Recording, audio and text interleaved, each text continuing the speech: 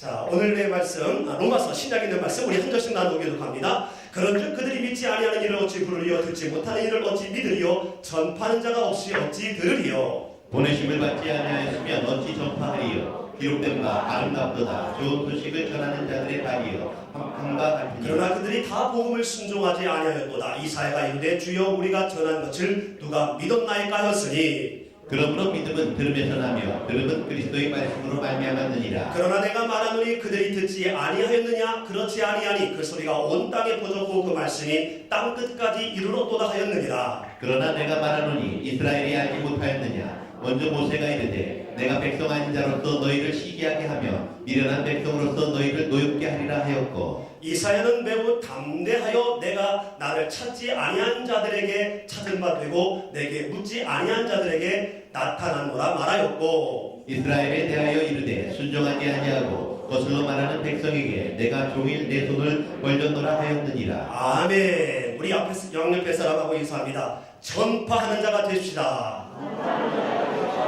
전파하는 자가 됩시다. 그리고 여러분 가슴에 손을 모고 이렇게 여러분에게 여러분이 말씀하십시오. 전파하는 자가 되겠습니다. 전파하는 자가 되겠습니다. 여러분 성경 구약이 몇 권이지요? 신약은 몇 권입니까? 그래서 합이 총 66권입니다.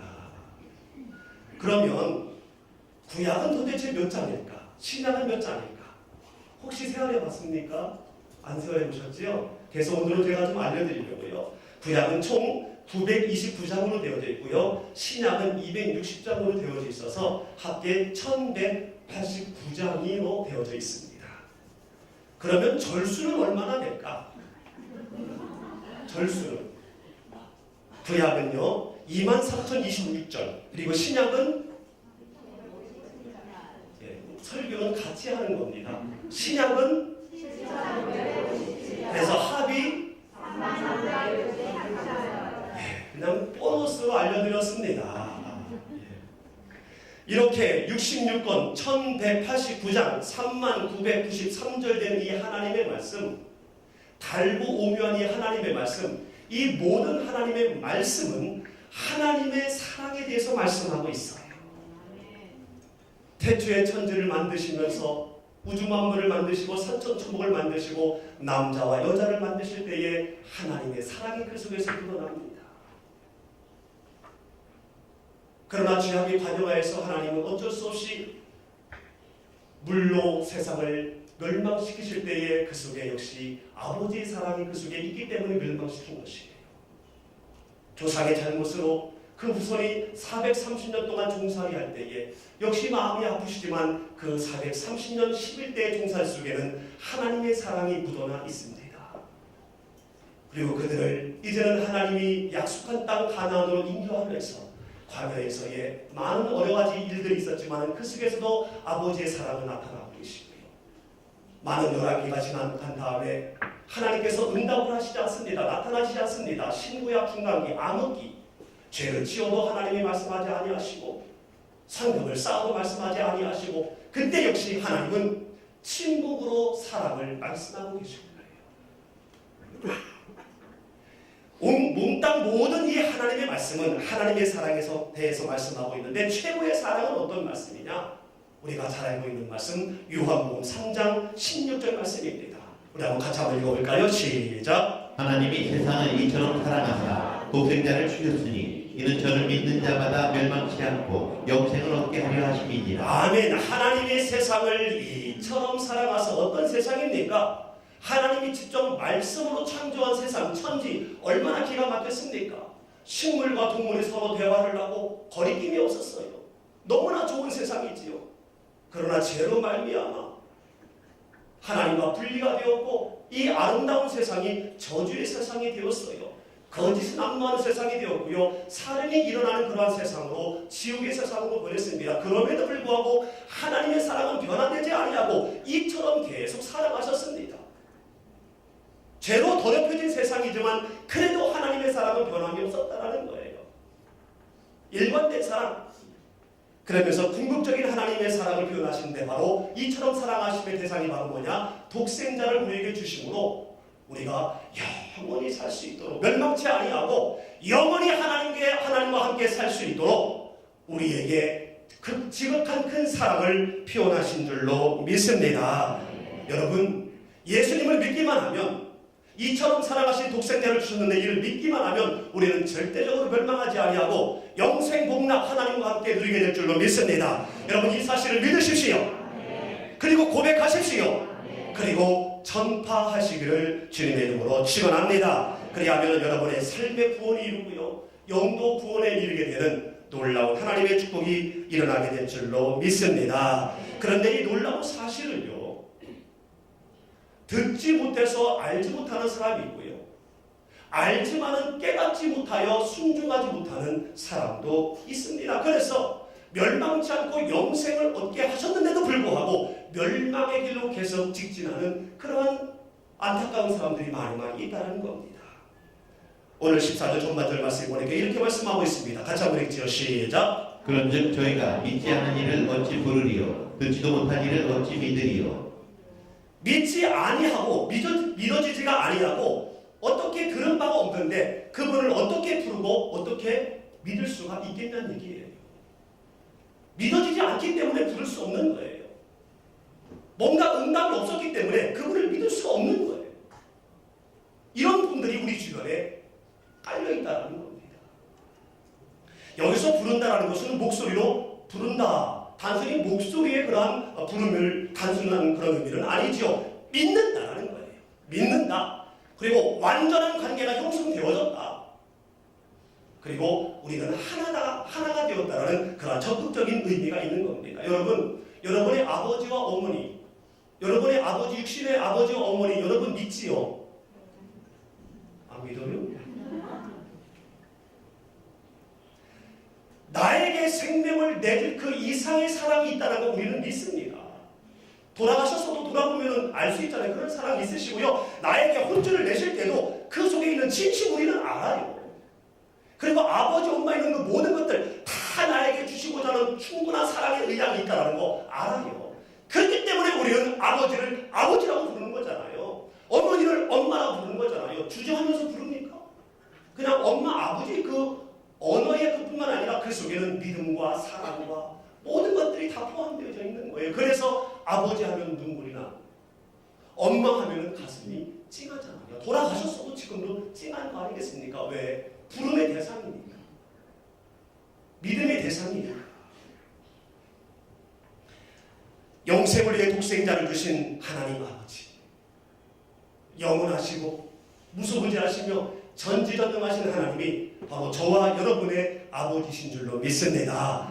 우리 한번 고백해 볼까요? 하나님 아버지, 하나님 아버지, 하나님 아버지.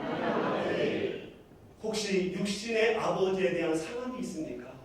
여러분 거기에서 이제 자유하십시오. 프리덤 때 다시 한번 하겠습니다만 자유하시고 영원하신 여러분의 아버지, 우리를 사랑하셔서 영생을 선물하신 그 아버지, 그 아버지가 저와 여러분의 온전한 아버지인 줄로 믿습니다. 그런데 우리처럼 이렇게 하나님을 아버지, 내 아버지라고 자신있게 부르지 못하는 불행한 사람들이 여전히 있다는 거예요. 여러분 주변에 오늘 한번 가만히 돌아보자고요. 이렇게 하나님을 나의 아버지라고 부르지 못하는 불행한 사람이 누가 있는가? 내 친척 중에 누가 있는가? 내 부모님이, 내 형제가 혹시 이런 불행한 이 자의 모습을 현재 갖고 있는 건 아닌가? 그리고 왜 못 부르는지, 왜 하나님을 나의 아버지로 못 부르는지, 왜 못 믿는지, 환경 때문에 그럴 수 있어요. 여러 가지 환경 때문에.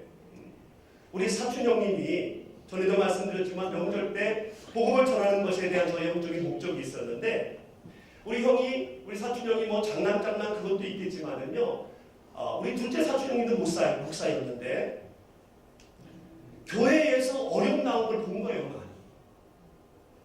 형수에 대해서 조금 뭐라고 하면 교인들이 막 하고, 형이 그냥 막 교인들한테 시달림을 많이 받았던 거예요. 그걸 본 거예요. 그러니 형 입장에서 저거 목사 할 짓 아니구나, 교인들 다 가짜구나, 살아가면서 지도자라는 사람을 그게 뭐지? 거에 대한 상처도 있는 거예요. 그러니까 제가 목사 된다고 하니까 지금도 미쳤다고 그러는 거예요. 네가 왜 목사가 됐냐? 뭐하러 욕먹고 있냐? 네가 뭐 때문에? 그러니까 교회 생기를 알고 있는 거죠. 이런 이유 때문에 부르지 못하는 사람도 있고요. 또 돈이 많아서 하나님을 아버지라 부르지 못하는 사람도 있어요. 믿지 못하는 사람도 있어요. 하나님의 능력을 받아들이지 못하는 사람도 있다는 겁니다. 이런 여러 가지가 이유가 있지만 궁극적인 이유는 전파하는 자가 없기 때문에 못 믿는 거예요. 알려주는 사람이 없기 때문에 하나님을 믿을 수가 없는 거예요. 여러분, 우리가 가만히 있기 때문에 물을 수 있다는 거예요. 가만히 있기 때문에. 전파하는 자가 없이 어찌 들으리요. 전파하는 자가 없이 어찌 들으리요. 누구든지 주의 이름을 부르면 구원을 얻겠다라고 말씀하고 있지만은 전파하는 자가 없으면요 들을 수가 없는 거예요. 알 수가 없는 겁니다. 여러분, 전파하는 자가 되시기를 주님의 이름으로 축원합니다. 교회 밖에 나가서도 우리는 전파해야 되지만 교회 안에서도 우리는 전파하는 사역을 감당해야 합니다. 뒤에 계속 말씀을 드릴 겁니다. 다시 한번 따라합니다. 교회 밖에서도 전파하고 교회 안에서도 전파하고 교회 밖에서도 전파하며 교회 안에서도 전파하는 자가 될 때에 이 땅에서뿐만 아니라 하나님의 나라에서도 큰 자가 될 줄로 믿습니다. 여러분, 신앙의 시작에는요 두 가지 경우가 있습니다. 모태신앙이 있고요, 계기신앙이 있어요. 디모데 목사님처럼 신앙의 유전을 받아서 그냥 태어날 때부터 신앙생활은 모태신앙. 모태신앙 손 들어보십시오. 네, 별로 없는데. 네. 이거는 뭐지? 네. 그렇습니다. 나머지는 다 계기신앙이지요. 어떤 상황을 통해서 된 겁니다. 저는 두 가지 다입니다. 근데 계기신앙이라고 저는 얘기하고 싶어요. 말씀드린 것처럼 중학교 2학년 때 해주용이라는 분이 교회 열심히 다녀야 된다고 해서 50원을 주셔가지고 헌금 주셔서 25원은 까먹고 25원만 헌금 내고, 그 형 미안해가지고 계속 열심히 교회 다녔는데 고등학교 2학년 때 이진환 전도사님, 제 담당 전사님한테 큰 은혜를 받았어요. 정말로 삶이, 저는 지금도 그 전사님 생각하면요, 그래 목회자는 저 정도 돼야 돼. 여러분, 목회는 삶인 줄로 믿습니다. 설교도 삶인 줄로 믿습니다. 정말 모범된 분이었거든요. 그분을 통해서 저는 바울이 빛으로 예수님을 만난 것처럼 그때 예수님을 인격적으로 만났어요. 그래서 수련회 갔는데요, 그 전도사님께서 다 눈 감고 나가더니 인생을 하나님께 드릴 사람 일어나라고 그러시더라고요. 그래서 제가 눈 실눈 이렇게 뜨고 보니까 아무도 안 일어나더라고요.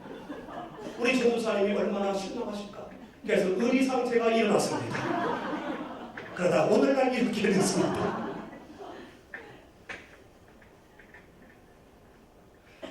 여러분, 계기신앙이든 모태신앙이든 오늘날 이렇게 세상에서 여러 가지 모임으로 대화하자고 유혹하기 참 좋은 금요일날 이 밤, 이 자리에 와 있게 된 이 놀라운 신앙이 되게 된 계기가 있을 거예요.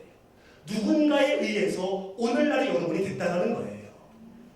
여러분에게 전파자가 있었다는 겁니다. 언어로든 삶으로든 어떤 모습으로든 여러분에게 예수님에 대하여 전파자가 있기 때문에 오늘 여러분이 이 자리에 있는 거예요. 그렇습니까? 그렇습니까? 그래서 그 전에도 말씀을 드렸습니다만 오늘 저녁에 나에게 복음을 전파해 준 그분, 부모님은 부모님, 친구면 친구, 지인이면 지인, 여러분 그분에게 정말 감사하시기를 바랍니다. 정말 감사하시기를 바랍니다. 여러분이 그 누군가에 의해서 교회에 오게 되었고, 그리고 오늘날 이렇게 세상의 대화거리가 많은 이 모든 것들을 물리치고 이 귀한 성전에 여러분의 몸에 와 있게 되는 놀라운 신앙의 성숙한 자가 되게 한 것처럼 여러분도 그 누구에게 가서 전파해야만이, 알려줘야만이 오늘날 여러분의 신앙의 모습과 같이 그들도 그렇게 될 수가 있다는 거예요. 전파하지 아니하면, 계기를 마련해주지 아니하면 그렇게 될 수가 없다는 겁니다. 그러므로 교회 밖으로 나가서 구원의 하나님을 전파해야 될 줄로 믿습니다. 그리고 교회 안에서는 섭리의 하나님, 사랑의 하나님도 전파해야 할 줄로 믿습니다. 그러면 교회 밖 안팎에서 전파해야 될 그 이유가 무엇일까요? 따라합니다. 하나님의 소원. 하나님의 소원. 하나님께서 가장 기뻐하시고 원하시는 것이 무엇일까요? 이렇게 금요일날 나와서 찬양하고 예배드리고 하나님과 대화하고 하나님 기뻐하십니다. 너무 원하시는 거예요. 그리고 주일도 성수하고 또 주어진 직분 잘 감당하고 또 예물도 하나님 앞에 드리고 너무나 하나님과 다 기뻐하세요. 하나님이 원하시는 거죠. 근데 이보다 더 기뻐하시고 원하시는 최고의 소원이 바로 뭐냐면 잃어버린 영혼을 주님께로 인도하는 거예요. 내 속에 있는 천국을 내 삶으로 내 입술로 전파하는 거예요. 이것을 하나님이 가장 원하시는 가장 기뻐하시는 거라는 것을 여러분 꼭 기억하시기를 바랍니다. 다시 말해 하나님께서 가장 기뻐하시고 소원하신 것이 바로 전파하는 자가 되는 거예요. 그래서 여러분이 여러분 자신에게 다시 한번 고백하기 원합니다. 가슴에 손을 모시고요. 정말로요. 전파하는 자가 되겠습니다. 전파하는 자가 되겠습니다. 그래서 디모데 목사님은요. 이에 대한 하나님의 마음을 이렇게 표현하고 있습니다. 디모데전서 2장 2절 4절 시작. 하나님은 모든 사람이 구원을 받으며 진리를 하는 데 이르기를 원하시느니라. 아멘. 하나님은 원하시는데 뭘 원하시느냐? 모든 사람이 구원을 받고 모든 사람이 진리 가운데 들어가서 세상의 어떠한 여파와 관계없이 참된 자유의 당당한 삶을 살기를 원하신다는 거예요. 이 하나님의 소원, 여러분 전파하는 자가 되어서 전파자가 되어서 이 소원 들어주시기를 주님의 이름으로 축원합니다. 단 한 사람도 잃어버리기를 원치 않는다는 거예요. 모든 사람을 다시 되찾기를 원한다는 겁니다. 전에도 한번 예를 들었습니다만 여러분 혹시 여러분의 자녀를 잃어버렸다고 생각을 해보십시오. 여러분의 자녀가 실종됐다고 한번 가정을 해보자고요. 가정하고 싶지도 않은 그러한 가정이겠지만은 정신이 없을 겁니다. 좋은 차 눈에 들어오겠습니까? 좋은 집, 진급, 돈 버는 거 아무런 것 그런 거 내 눈에 들어오지 않아요. 내 마음에 들어오지 않아요. 왜요? 내 마음의 최고의 소원이 뭐예요? 잃어버린 부모에게 있어서 최고의 소원이 뭐예요? 다시 찾는 거. 아들 찾는 거, 자녀 찾는 거. 자녀 찾는 게 부모로서는요 최고의 소원. 자녀가 돌아오는 게 최고의 기쁨이에요. 그렇기 때문에 그 외에는 관심이 없다는 겁니다. 아무리 재미있는 프로그램을 해도 눈으로 보여주지만 마음으로는 안 들어오는 거예요. 밥을 먹어도 먹는 게 아니라는 거예요. 잃어버린 자식 찾는 거에 온통 관심이 쏠려있기 때문에 사람과 사람과의 관계, 부모와 자식과의 관계, 결국은 끊어질 수밖에 없는 관계에도 이 정도의 엄청난 사랑, 엄청난 소원이 생기는데 하물며 시편 139편 13절에 있는 말씀처럼 내 내장을 지으시고 못해서 나를 만드신 그 하나님께서 잃어버린 자에 대한 마음이 얼마나 애타시겠습니까? 그래서 알고 있는 우리에게 말씀하시는 거예요. 전파해라. 너도 그 누군가 너에게 전파해서 오늘날 이렇게 된 거 아니니 그러니 너도 전파하라고 이렇게 말씀하시는 겁니다. 모든 사람이 구원을 받고 진리 가운데 이르기를 원하신다는 거예요. 전파하는 자가 되시기를 주님의 이름으로 축원합니다. 그래서 디모데 목사님은요 다시 한번 4장 2절에 더 적극적으로 당부하고 명령합니다. 같이 읽지요. 시작. 너는 말씀을 전파하라. 때를 얻든지 못 얻든지 항상 힘쓰라. 범사의 오래 참음과 가르침으로 경책하며 경계하며 권하라. 아멘. 계속 말씀하십니다. 전파해라. 전파해라. 너는 말씀을 전파해라. 어떻게 해요? 따라합니다. 때를 얻든지 못 얻든지 항상 힘쓰라. 때를 얻든지 못 얻든지라는 것은요 특별한 때를 생각하지 말라라는 거예요. 내가 이거 한 다음에 이것이 결정된 다음에 내가 하겠습니다. 아닙니다. 그거 결정되고 해결되면요 또 다른 일 생깁니다. 못해요. 전파는 잘 못됩니다. 감동이 있을 때, 상황이 있을 때 즉시 행하는 거예요. 속히 행하라. 그리고 구실을 붙여서 내가 해야 될 그 의무를 망각하거나 연미하지 말라는 얘기예요. 제가 지금 그럴 상황이 아닙니다. 저는 말주변이 없어서요. 저는 수줍음이 많아서요. No. 내 앞에 있는 그 사람이 언제 떠날지 내가 떠날지 모르기 때문에 때를 내가 정하지 말라는 겁니다. 그리고 언제나 말씀 전할 준비를 하고 있으라는 거예요. 그리고 항상 힘쓰라는 것은 또 뭐냐면 지속적으로 끝까지 해야 된다는 거예요. 끝까지. 여러분 끝까지 전파해야 될 줄로 믿습니다. 아멘. 이 힘쓰라는 것은요, 헬라어로 에스피테디입니다. 끈질기게 권고하라. 즉 군인처럼 준비하고 있으라는 얘기예요. 전쟁에 나가는 군인처럼 모든 것들을 다 준비 태세를 하고 있는 거예요. 그래서 어떤 상황이 와도 그냥 진격할 수 있는, 바로 이것이 힘쓰는 거예요. 무장해제하고 있는 것이 아니라는 겁니다. 그리고 항상 힘쓰라는 것은요, 지금 긴급하다는 거예요. 긴급하다. 여러분, 물에 빠져 죽어가는 사람이 있는데 내 손에 로프가 있습니다. 구명조끼가 있어요.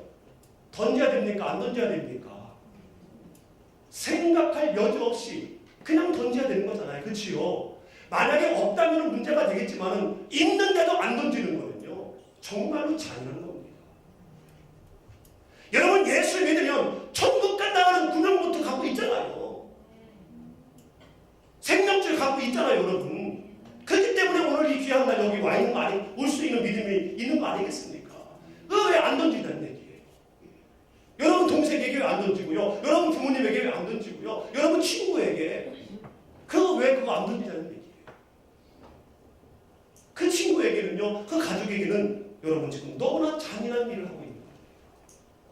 언제 어떻게 될지 모르는데 긴박한데, 그럼에도 불구하고 내가 이렇게 사랑으로 최선을 다하고 있음에도 불구하고요, 이게 쉽지가 않습니다. 왜냐하면 영적인 일이기 때문에 그래요. 어디 무슨 잔치는 데 가라 그런 것이 아니라 영적인 부분이기 때문에 결코 쉽지가 않습니다. 무슨 얘기냐면 사단이 방해한다는 거예요. 세상적인 일은요, 세상 향락적인 일은요, 영적인 일이 아니기 때문에 사단이 방해를 안 해요. 방해 안 해도 자동적으로 타락하니까. 자동적으로 거짓말하고, 자동적으로 속이고, 자동적으로 남문하고, 자동적으로 남문하고, 그러니까 사탄이 역사하거든요. 내버려둬도 그냥 돼요. 자동이 오토매틱. 근데 이 일은요, 영적인 일이기 때문에 사탄이 장난을 해요. 그 마음을 강팍하게 하고요, 나의 한 가지 실수를 잡고 계속 공격하게 하고요, 너나 자네나 하면서 자존심 상하게 하고요, 이런 일들이 끊임없이 온다는 겁니다. 그래서 이 디모데 목사님은 그 다음 말씀에 계속 하고 있는 거예요. 거기에 대한 대비로 참아라. 참자. 여러분이 한 영혼이 천하보다 귀하다고 그랬잖아요. 이 천하를 얻는데 이게 쉽게 되겠습니까? 그러므로요, 충청도 스타일로 참아야 됩니다. 끝난 게 아니에요. 안 끝났어. 그리고 때로는요, 경책을 해야 해요. 경책. 가르침으로 경책하라. 이것은 죄인임을 깨닫게 해야 된다는 거예요. 우리는 모두가 죄인인데 죄인임을 깨닫지 않기 때문에 오만불선한 거예요. 하나님을 부르지 않는 거예요. 믿지 않는 거예요. 알면서도. 일반 사람이든 거리의 사람이든 심지어 교회를 열심히 다니고 있는 사람에게도 복음을 증거할 때에, 복음 제시를 할 때에, 3분 복음 제시할 때에 나는 죄인인가 해서 다. 왜냐하면 내가 죄성이 있고 내가 죄인 출신이기 때문에 거기에서 걸리는 거예요. 공통점입니다. 전도하다 보면 공통점이에요. 나는 죄인입니다. 거기에서 묻는 거예요. 이거를 알려줘야 됩니다. 언어로든지 여러분의 삶으로든지 해야 되는 거예요. 그리고 때로는 경계하다. 이거는 호되게 책망하라는 거죠. 때로는. 이거는 관계가 형성된 상태에서 해야 되고요. 그리고 권해라. 나를 봐라. 나 얼마나 행복해. 나 보내된 거 못 봤어? 이러면서 삶으로 그를 권고하는 겁니다. 나 항상 부정적이었는데 지금 내가 얼마나 긍정적이 됐어? 하면서 권하는 거예요. 권고하는 거예요. 때를 얻든지 못 얻든지 항상 힘쓰는 저와 여러분이 되어야 할 줄로 믿습니다. 그런데요, 이 전파하기 전에요, 우리가 점검하고 갖추어야 될 부분이 있습니다. 그 첫 번째가 바로 뭐냐면, 따라합니다. 그리스도인임을 확신해야 한다. 그리스도인임을 확신하자. 구원의 확신이 있어야 된다는 겁니다, 여러분. 여러분 구원의 확신이 있습니까? 여러분 구원의 확신이 있습니까? 이건 좀 앞에 나가서 해야 돼요. 중요해요. 여러분 구원의 확신이 있습니까? 여러분 구원의 확신이 있으시지요? 지금 오늘 당장 생명이 떠나도 천국 갈 확신이 있으시죠? 할렐루야. 이 전파하는 자가 될 수 없습니다. 전파하는 자의 모습을 갖다 할지라도 내가 스스로 그렇게 생각하고 있다 할지라도 온전한 전파자가 될 수가 없다는 거예요. 그러므로 내가 구원의 확신이 있는지, 내가 온전한 그리스도인으로서의 확신이 있는지 내 자신을 분명히 점검해 봐야 된다는 거예요. 그래서 갈라디아서 2장 20절에서는 이렇게 말씀하고 있습니다. 같이 한번 읽어보겠습니다. 시작. 내가 그리스도와 함께 십자가에 못 박혔나니 그런즉 이제는 내가 사는 것이 아니요 오직 내 안에 그리스도께서 사시는 것이라. 이제 내가 육체 가운데 사는 것은 나를 사랑하사 나를 위하여 자기 자신을 버리신 하나님의 아들을 믿는 믿음 안에서 사는 것이라. 아멘. 내가 그리스도와 함께 십자가에 못 박혔나니, 십자가에 못 박혔나니, 십자가에 못 박혔나니, 십자가에 못 박혔나니, 내 성격 십자가에 못 박혔고요. 예수님이 십자가에 못 박혔다는 건 뭐지요? 죽으신 거잖아요. 돌아가신 거잖아요. 예수님을 인격적으로 만난 이후에 내 성격 십자가에 못 박혔고, 내 습관 십자가에 못 박혔고, 나만의 고정관절 십자가에 못 박혔고, 미워하는 사람 십자가에 못 박혔고, 용서 못하는 사람 십자가에 못 박혔고, 할렐루야. 십자가에 못 박혔는지를, 내가 죽었는지를 먼저 면밀히 점검해 봐야 됩니다. 혹시 아직도 십자가에 못 박지 않았다면 이날 저녁에 확실히 십자가에 못 박으시기를 주님의 이름으로 축원합니다. 축원합니다. 그리할 때 우리는 고백할 수 있어요. 그 다음 그런즉 내가 사는 것은 오직 내 안에 그리스도께서 사신 것이다. 육체 가운데 내가 살고 있긴 하지만은 내가 육체 가운데 살고 있는 것은 숨을 쉬고 어쩔 수 없이 때로는 먹을 거, 입을 거, 마실 거 걱정하면서 살고 있는 것은 육신을 위해서 아니라 믿음 안에서 하나님의 아들 믿는 믿음 안에서 사는 것이다. 다시 말한다면 천국 백성으로서 천국을 전하려고 내가 살고 있는 거란 얘기예요.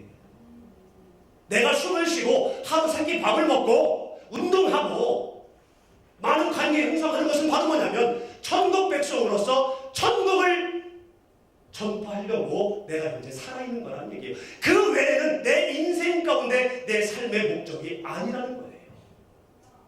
내 삶의 목적, 나의 실질적인 본질은 바로 뭐냐? 영혼권이라는 거예요. 영혼권 외에는요 전부 다 비본질이라는 겁니다. 여러분, 우리가 이 땅에 살아있는 이유는요 천국을 전하게 하기 위해서 하나님 우리를 살려주실 줄로 믿습니다.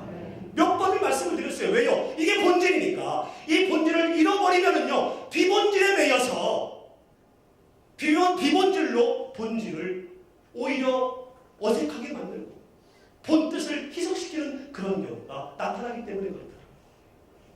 여러분, 좋은 집, 좋은 차, 좋은 사람, 이거 본질 아닙니다. 비본질이에요. 무엇이 본질입니까? 내 생명이 본질이에요. 내 생명.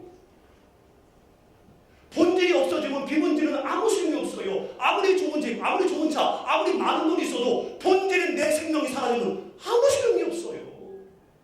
비본질은 비본질 뿐인 거예요. 그래서 비본질은 있다가도 없고 없다가도 있고 거기에 우리가 연연할 필요가 없는 거예요. 그래서 무엇을 먹을까 마실까 이방인들이 하는 거란 얘기죠. 본질을 모르는 사람들이 하는 거라고 말씀하고 있는 겁니다. 여러분, 영혼 구원이 하나님의 아들을 믿음 안에서 사는 것이라 육체 가운데 사는 것이 내가 지금 숨쉬고 사는 근본적인 이유는 본질, 영혼 구원을 위해서 내가 살고 있다는 사실, 여러분 꼭 기억하시기를 주님의 이름으로 축원합니다. 축원합니다. 저는 이 사실을요 정말 확신합니다. 저는 제가 지금 살아있는 이유가 십자가의 전달자로 살려고 저는 살주는 거예요. 전 이외에는 이유 없습니다. 제가 이 땅에 살아있을 이유는요 아무것도 없어요. 이 복음 전하는 것 때문에 제가 살고 있는 거예요. 여러분들도 마찬가지입니다. 아멘. 기능적으로 저는 목사고 장로님이고 안수집사님인 것뿐이지 우리는 모두가 다 왕같은 제사장이에요. 같은 임무가 있고요. 같은 사명이 있고요. 갈 길이 같아요. 그렇기 때문에 김 목사도 그렇고 우리 사랑하는 주님의 영광 모든 식구들도 인생의 목적은 단 하나, 영혼구원인 겁니다. 복음 전파자로 사는 것이 우리의 삶의 본질이요 의무라는 거예요. 이것이 희석되게 되면요 비본질로 인하여 본질을 망각하고 본질을 앞세워서 교회가 엉뚱한 것으로 시끄럽고요 하나님과 관계없는 교회가 되는 경우 참 많잖아요. 우리 교회는 본질에 충실한 교회인 줄로 믿습니다. 영혼 구원만이 때에 영혼 구원만이 우리 교회의 최고의 목적, 전부가 되어야 할 줄로 믿습니다. 그래서 이 확신, 나는 지금 당장 죽어도 하나님의 나라 간다. 그리고 내 인생의 목적은 영혼 구원이다. 이 확신만 있으면요, 우리는 절대적으로 삶 가운데 어떤 것으로 인하여 흔들리지 않을 수 있어요. 장사하는 사람도요, 내가 팔고 있는 이 물품에 대해서 자신 있는 사람, 확신 있는 사람이 장사를 잘해요. 아무리 진품이라 할지라도 거기에 대한 확신이 없으면요, 외치지 못해요. 사세요 외치지 못해요. 이 남대문은 저의 선교 창고 아닙니까? 남대문은. 그래서 거기서 봐도 알아요. 막 장사 잘 되는 곳은요, 자기가 파는 물건에 대해서 자신감이 있어. 확신이 있어. 그렇기 때문에 한번 외치는 거예요. 와서 보라고. 와서 보라고. 하나 사면 왜 하나 사냐? 2개 사야지. 이 좋은 거를. 그럼 사가는 거예요. 그렇게. 여러분, 우리는 이 확신이 있어야 될 줄로 믿습니다. 아멘. 이 확신이 없기 때문에 우리가 주저주저 하는 거예요. 이 확신이 없기 때문에 우리가 본질임에도 불구하고 비본질이 앞서므로 말미암아 본질이 사라지고 숨어버리는 거예요. 그래서 내 주변에 구명조끼가 있음에도 불구하고 던지지 못하는 잔인한 일들을 하면서도 모르는 거예요. 여러분, 전에도 말씀드렸습니다만 이단들 한번 보세요. 그들은요, 자신들이 갖고 있는 복음이 진짜 복음이라고 확신하고 있고, 그래서 2단이든 100단이든 누가 뭐래도 그 사람들은 끔찍도 안 합니다. 끝까지 해요. 확신이 있으니까. 근데 정말 하나님의 자녀된 우리는 어떤지 점검해보자는 겁니다. 물론 우리 주님의 영광 식구들은 다 확신 가운데 있는 줄로 믿습니다. 그러나 개중에 그렇지 않은 분들은요, 거짓의 확신을 갖고 있는 그 사람들의 말에 은혜 받아가지고 글리가 이단으로 빠진다는 거예요. 신앙생활 잘하는 분들이 왜 신천지에 빠집니까? 확신이 없기 때문에 잘못된 확신을 갖고 있는 그들의 외침에 넘어가는 거죠. 확신 가운데 신앙인으로서 그리스도인으로서의 자존심을 지키시기를 주님의 이름으로 축원합니다. 또 한 가지는요, 고백하지 않은 죄가 없는가 한번 살펴봐야 돼요. 여러분, 죄가 있으면요, 하나님 앞에 우리가 담대히 나아갈 수가 없어요. 우리가 어렸을 때에 아버지한테 거짓말을 했거나 잘못하면요, 쭈뼛쭈뼛하게 되잖아요. 내가 잘못을 했으니까. 막 그처럼 예수 그리스도가 십자가에 죽으심으로 말미암아 우리에게 죄사함을 임했습니다. 그러나 연약성이 있기 때문에 우리의 자범죄, 구범죄는 계속 나타나게 되어져요. 그럼 어떻게 합니까? 그럴 때는 우리가 고백하면 되어져요. 아버지와 우리의 관계가 다시 회복되었기 때문에 다시 무슨 양을 잡고 예수님도 죽으시고 단번에 제사가 드려졌기 때문에 그 다음부터 우리는 고백만 하면 되어져요. 아버지한테 잘못하고 거짓말했지만은 두렵지만은 아버지한테 아버지 내가 이렇게 잘못했습니다. 거짓말했습니다. 그러면은요, 아버지는 잠깐 혼내킬 줄 몰라도 더 큰 사람으로 품어주시는 거예요. 품어주시잖아요. 그리고 이 녀석이 더 성장했구나 하면서 아버지에게 신뢰를 드리게 되잖아요. 마찬가지로 우리의 죄가 있을 때 속히 바로 고백해야 될 줄로 믿습니다. 이것을 갖고 있게 되면은요, 하나님과의 관계가 멀어져서 전파하는 자의 모습을 가질 수가 없다는 거예요. 이사야 59장 2절에서 그래서 이렇게 말씀하고 있지 않습니까? 시작. 오직 너희 죄악이 너희와 너희 하나님 사이를 갈라놓았고 너희 죄가 그의 얼굴을 가리어서 너희에게서 듣지 않으시게 함이니라. 아멘. 우리의 죄악이 하나님과 우리 사이를 갈라놓는 거예요. 지난주 말씀드린 것처럼 하나님의 얼굴 방향이 인생을 결정한다고 했잖아요. 내 죄악이 하나님의 얼굴을 가리워서 내가 말하는 것을 하나님이 듣지 못하시고 하나님이 말씀하셔도 내가 듣지 못하는, 그야말로 믿는 자이지만은 그러나 불신자로서의 그런 삶을, 교회는 다니고 있지만은 불신자로서의 그런 삶을, 하나님의 축복과 관계없는 삶을 살아갈 수밖에 없다라고 말하는 거예요. 죄는 해야 할 것을 하지 않는 것이 죄입니다. 그리스도인으로서 하지 말아야 할 것을 하는 것이 죄입니다. 그리스도인으로서. 그러므로 여러분, 이날 저녁에 기도할 때 하나님 내 죄가 생각나게 하여 주시옵소서. 하나님 내 죄가 생각나게 하여 주시옵소서. 고백하는 것마다, 자백하는 것마다 그분은 미쁘시고 이룬 분이기 때문에, 성실하신 분이기 때문에, 변덕이 없는 분이기 때문에 모든 불의의 소리를 깨끗하게 할렐루야, 눈과 같이 있게 하시는 그러한 하나님 앞에 다 내어놓으시기를 주님의 이름으로 축원합니다. 그리고 세 번째로는요, 성령이 나와 함께 하신다는 확신을 가져야 돼요. 요한복음 15장 26절 말씀해 보니까 내가 아버지께로부터 너희에게 보낼 보혜사 곧 아버지께로부터 나오시는 진리의 성령이 오실 때에 그가 나를 증언하실 것이요. 진리의 성령이 오실 때에 그가 나를 증언하실 것이요. 이 말씀은 바로 뭐냐면 우리가 전파하는 자의 삶을 살 때에 최종의 결과는 누구에 의해서 되느냐? 성령 하나님을 통해서 된다는 거예요. 아멘. 왜냐하면 우리가 전하는 이 천국은, 하나님의 나라는 육에 속한 일이 아니에요. 3차원적인 하나님의 나라의 일이기 때문에 우리의 육신의 언어, 육신의 삶은 한계가 있다는 거예요. 감동은 줄 수 있지만 하나님을 믿어지게 하지는 못한다는 거예요.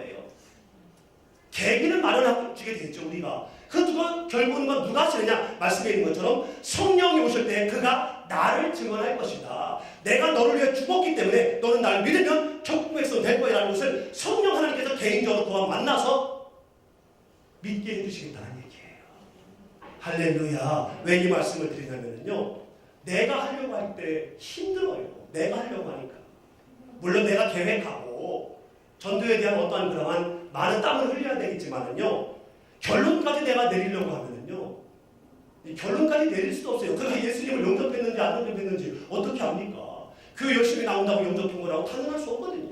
누구만 알 수 있습니까? 성령 하나님만 알 수 있기 때문에 성령 하나님의 마지막 증언하신대요. 그러니까 그분께 내어드리고 우리는 나에게 주어진 그 기간 동안 우리는 전파하는 자로서의 삶을, 전파하는 자로서의 발걸음을 힘있게 달려가면 된다는 거예요. 전파하는 자는요, 씨 뿌리는 자예요. 농부예요. 씨를 뿌리고요, 자라면 이렇게 가꾸는 거 농부가 하는 일이지, 궁극적으로 자라게 하는 것은 햇빛, 바람, 비입니다. 햇빛, 바람, 비는요, 농부거나 밖이에요. 할 수 없어요. 뿌리고 가꾸는 건 할 수 있지만 어떻게 농부가 햇빛을 만들고 어떻게 바람과 비를 만들 수가 있겠냐는 얘기예요. 궁극적인 결과는 따로 있다는 겁니다. 그렇기 때문에 편안하게 부담 없이 그리고 여러 사람을 수시로 하라는 얘기예요. 할렐루야. 그리고 내 삶을 점검해 봐야 됩니다. 따라서 전도는 말보다 삶이다. 저는 2년 내내 전도 설교만 했으면 좋겠어. 본질적으로. 그럴 것이 제가 그 삶을 살고 있으니까. 자기가 살고 있는 삶에 사람은 자신감이 있게 되거든요. 여러분들도 여기에 자신감이 있어야 될 줄 믿습니다. 할렐루야. 내 삶이 본인되지 않고 변화된 것이 없으면요, 예수님을 믿고 있다는 것에 대한 증거를 제시할 수가 없어요.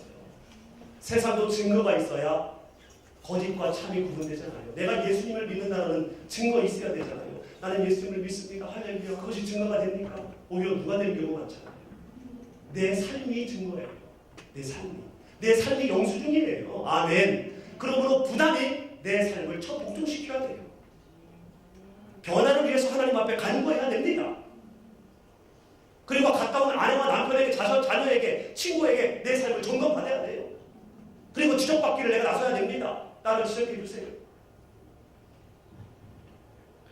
우리가 잘 아는 말씀 누가복음 19장에 삭개 오는 사람이 있습니다. 이거는 내공로였어요. 세리장이었어요. 근데 예수님을 만났습니다. 예수님이 이에게 복음을 전파합니다. 그랬을 때 그의 반응은 어떻게 나타나느냐? 8절 보니까 가난한 자들에게 내 소유의 절반을 가난한 자에게 주겠고 혹시 소격 빼앗은 것이 있으면 4배나 갚겠습니다. 삶의 변화에 대한 이야기를 하고 있어요. 제가 성경을 얼마나 읽겠고 주님을 따르고 이게 아니야.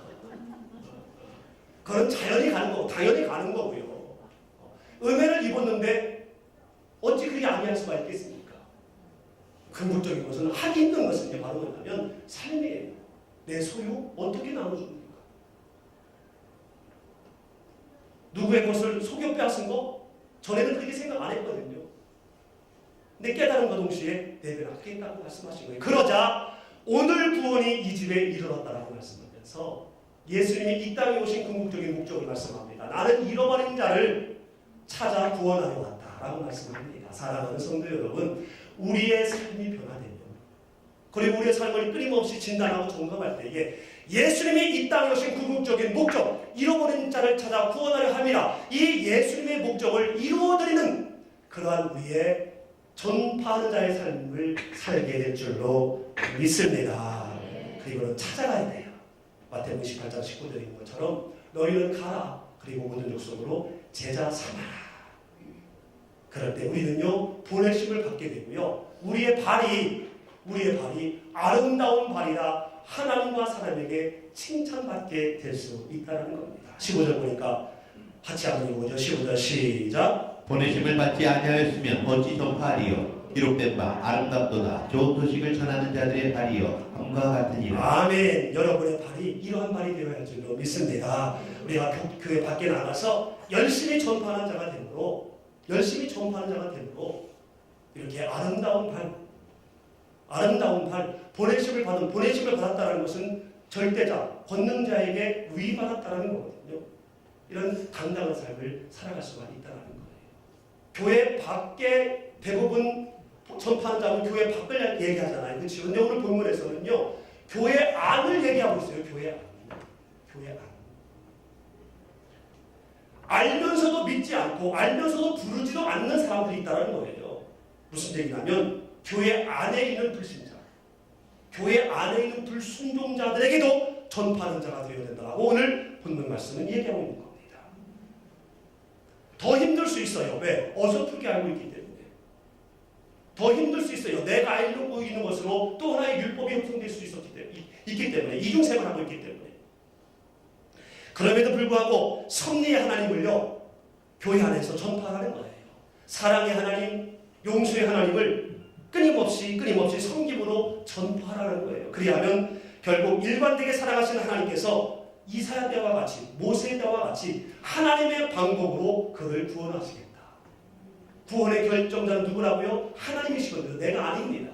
나는 과정에서 교회 안에서 열심히 사랑으로, 봉사로, 헌신으로 우리가 전파를 하면 하나님께서 하나님의 방법으로 하시겠다라고 말씀하고 있는 겁니다.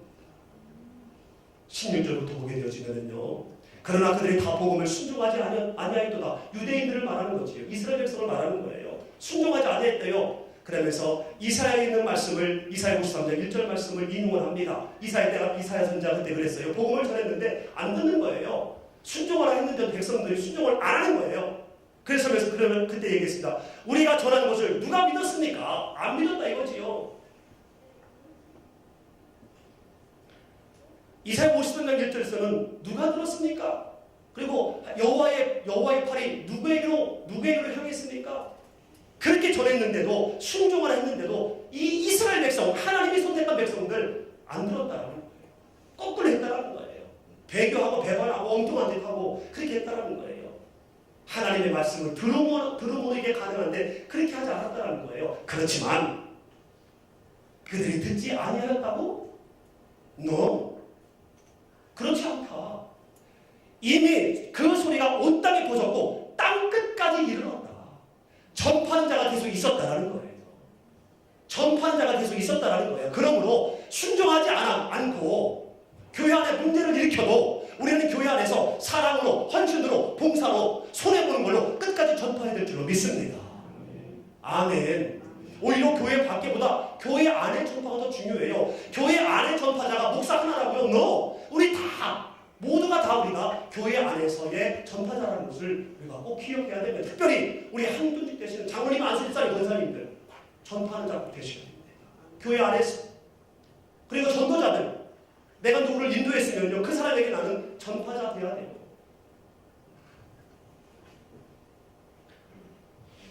땅 끝까지 이미 이르렀다. 그러면서 19절 말씀, 이스라엘이 알지 못하였느냐? 모른다고? 다 알아. 다 들었어. 그렇기 때문에 낭망하지 마. 그리고 실망하지 말고, 포기하지 말고, 목사로서, 누가 뭐래도 목자로서, 장로로서, 안수집사로, 권사로서, 전도자로서 끊임없이 교회 안에서도 전파하는 자가 되어야 해. 양보하고 사랑하고 이해하고 먼저 높여주고 이렇게 전파해야 돼. 그리하면 모세 때와 같이 그들에 맞는 방법으로 내가 그들을 구원할 거야. 뭡니까? 백성이 아닌 자, 미련한 자, 이방인들이지요. 이방인들을 하나님이 축복하시는 거예요. 막 축복하시고요. 그리고 이방인들이 찾지도 안 했어요. 뭘 묻지도 안 했어요. 근데 막 찾게 해주시고 묻지도 안 했는데 막 응답해 주시고 이러면서 이 백성들이 저거 우리가 받아야 될 축복인데 이방인들이 받고 있네? 라고 깨닫게 해서 결국 내가 구원하겠다라고 말씀하고 있는 겁니다. 왜? 구원의 결정자는 누구라고요? 하나님이시니까. 우리의 소관이 아니에요. 우리의 능력 받기예요. 그러므로 우리는 그냥 내가 먼저 사랑하고 내가 먼저 용서하고 내가 먼저 이해하고 이 전파를 그냥 교회 안에서 해가면 돼요. 아멘. 아멘. 목사 혼자 하는 게 아닙니다. 우리는 신앙의 공동체잖아요. 하나님이 이러한 모세 때의 방법을 한다라는 거예요. 그러므로 여러분 주위에 혹시 믿지 않는 사람들이 잘 되는 경우 배아할 이유 없습니다. 이상하게 생각할 필요 없어요. 모세 때와 같이 무슨 말씀을 하시려고 하는 거지? 라면서 거기에 기대감을 갖고 아름다운 궁금증을 가지면 됩니다. 결국 하나님은 어떤 하나님이냐? 21절 같이 읽죠. 시작. 이스라엘에 대하여 이르되 순종하지 아니하고 거슬러 말하는 백성에게 내가 종일 내 손을 벌렸노라 하였느니라. 아멘. 순종하지 아니하고 거슬려 말하기 많았던 백성, 이스라엘 백성, 그래도 내가 종일 내 손을 벌렸다. 내 손을 종일 들었다. 케이파스, 부송해를 말하는 거예요. 팍 뛰어온 아이 아빠가 안아주려고 그 키에 맞춰서 좀 앉아가지고 팔을 탁 벌리고 있는 그 아버지 마음은요, 창세기 천지를 창조하시느냐부터 시작하여서 주님이 다시 이 땅에 오실 때까지 이 팔은 계속 우리를 향하여 벌리고 계신다는 사실.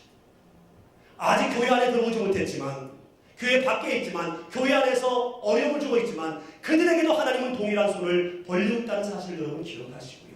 우리는 다만 전파하는 자로서 세상 밖에 나가서 그들에게도 전파하시고, 교회 안에서도 여러분이 맡은 바 위치에서 직분자로서 사용자로서 전파할 때에 여러분을 통한 하나님의 놀라운 역사들은, 구원의 손길들은 매일매일 일어나게 될 줄로 믿습니다.